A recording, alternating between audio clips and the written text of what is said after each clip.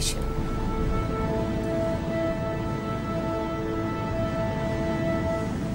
There is one thing I would love you to clear up for me, if you can. There's just one line at the very last paragraph here. The island vanished, and the ocean at that spot has now become impassable and unsearchable, being blocked up by the shoal mud which the island created as it settled down. I mean, that seems unlikely, but could something like that have happened? Absolutely. This is what the island created. This, pumice. Pumice is the only rock that floats. Vast amounts of this stuff. Look at it here. This same material was on the ocean. It produced floating rafts. Huge rafts. Today we can see the same phenomenon in the Pacific, where pumice is ejected from underwater volcanoes. On the surface of the sea, the pumice forms rafts, which sailors often find impossible to navigate. The rafts from the Theran eruption would have been a full 3 feet thick.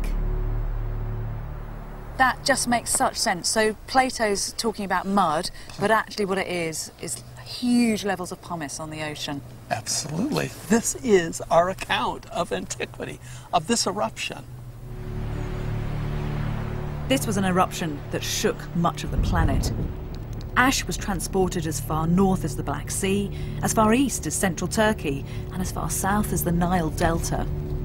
Global temperatures dipped, stunting plant growth even in Ireland. Closer to home, the eruption produced devastating shockwaves throughout the Aegean. Pyroclastic flows sped across the sea on a bed of superheated steam.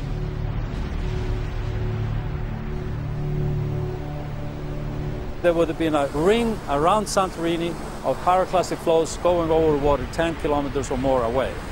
Then they would have started to go underwater, and then, of course, the sea would have been heated up by that. But most importantly, a sea wave would be pushed up, creating a tsunami. If even a tenth of these pushed the ocean enough to make tsunami waves, then we had dozens and dozens and dozens of tsunamis sweeping across the ocean. As the tsunamis gathered momentum, they pulsated away from Thera. One of their destinations, Minoan Crete.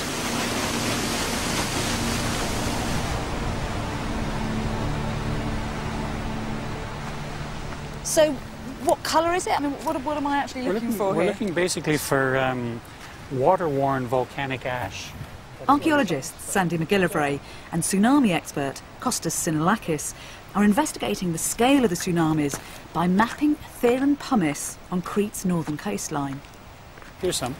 Here's a piece there. Oh. It's so light, isn't it? Mm-hmm. Isn't that a bit of... That's Minoan pot, isn't it? Sure. That's part of a late Bronze Age pithos with this herringbone pattern on it. That's amazing, but I mean, of course, because it must have floated here, so... This is exactly what we like. I mean, floats and that comes out gives us an idea of how high the wave reached. Because this site has been undisturbed. This is why it's so important to us from the point of view of modelling. So the tsunami would have carried this up here to this headland? At least at this point. I mean, it could have carried it further up and then could have washed down with the rain and with floods. But this gives us a sort of helps us bracket the size of the wave right offshore.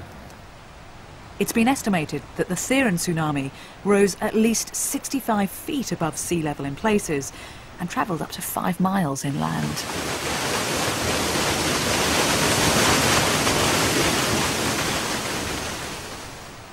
With Sandy's advice, Kostas has developed a computer simulation of how the tsunamis would have travelled as they pulsated away from Thera. You see, this is the initial wave. And we'll follow it all the way to Crete. See, the first wave causes the shoreline to retreat, to move offshore. We're less than an hour from the eruption, and already the south side of Crete and the eastern Peloponnese are experiencing the big wave. It's so fast, it's like a steam train or something, isn't it? And so this, what we're seeing here, the green is the wave as we think of it, so the tall crest of the wave. And all this purple and blue, I mean, look, right on the edge of Asia Minor. That's the kind of drawback that you were describing earlier. Yes. Yeah. Kostas, I know that you've gone all around the world looking at tsunamis and their effects. How far can you draw on that data and make a comparison with what's happening here on Crete and the Therian eruption? From recent tsunamis, we have a certain feeling of what the inundation, the debris line looks like. For example, here, you see, this is a picture from Sri Lanka. You see where the debris line is. So we would be measuring the difference between this debris and the shoreline, and then we would be saying, well, this is how high the wave penetrated in this location.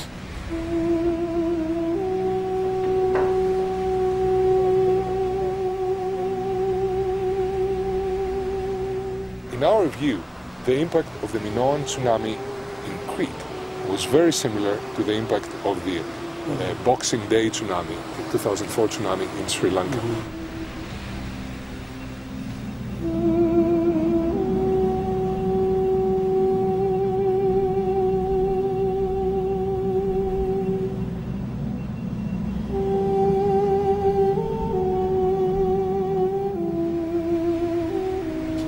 We think that the size of the wave of Amnisos here was very similar to the size of the wave of Sri Lanka.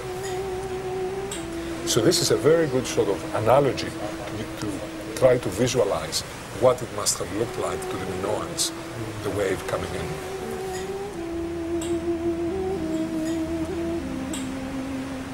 They're such terrible images, aren't they? 30,000 people died in Sri Lanka within a few minutes.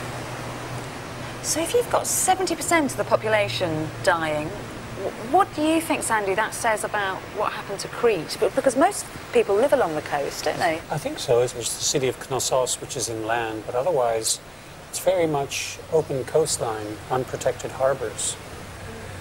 And so the death toll would have been staggering, phenomenal.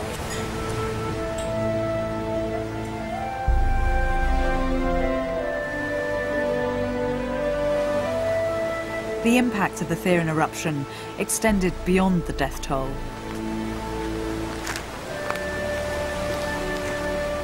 Minoan society was shaken to its core.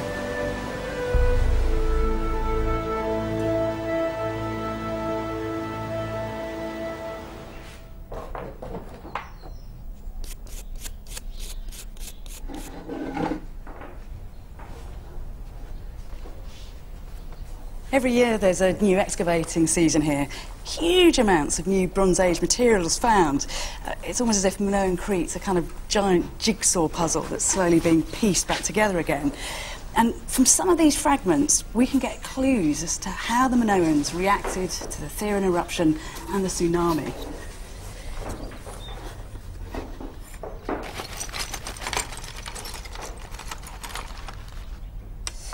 What starts to happen is that you get the pottery decorated in this really weird way. It's called marine style, and basically the surfaces of the pots are suddenly painted with slithering creatures from the deep.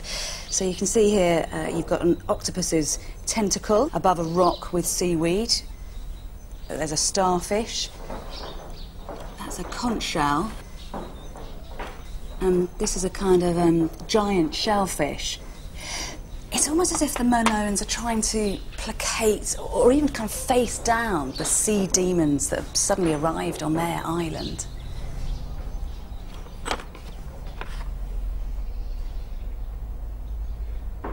With most of the ancient cultures, the sea is where we come from.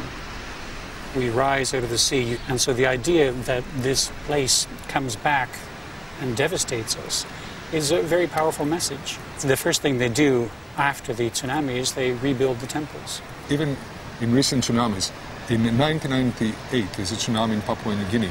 What is the first thing, devastating tsunami, what's the first thing that they do afterwards? Rebuild the churches. Why? And there are missionaries there. The locals felt that because it was a punishment from God for their impiety.